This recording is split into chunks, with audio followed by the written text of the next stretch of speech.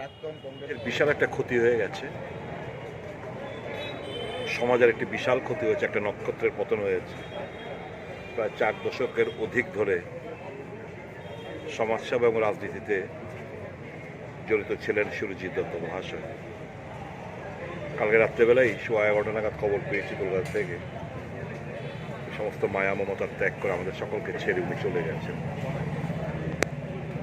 সুনদার সাথে দীর্ঘদিনের রিলেশন, কিন্তু কংগ্রেস, আমি যখন রামনগরে ছোটোবেলা থাকতাম, যখন উনি ব্লাড মাউথের কর্তা বিধাতা ছিলেন, তখন থেকে আমরা সুরজিৎ দত্তর সাথে আমরা ওই ক্লাবে, বিশেষ করে মোমের প্রতিমা যখন বানিয়েছিলেন উনি, আমরা ওতপ্রোতভাবে জড়িত ছিলাম ওই পুজোর সময়।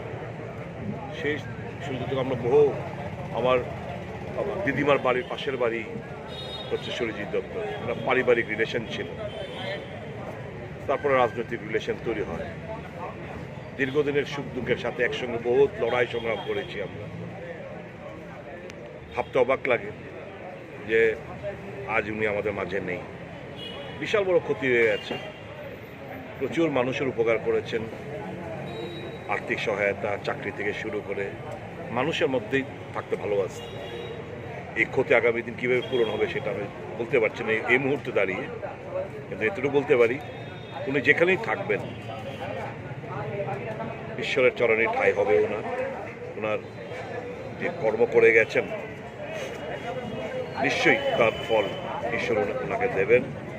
ওনার আত্মার প্রতি আমার সশ্রদ্ধ প্রণাম জানাচ্ছি।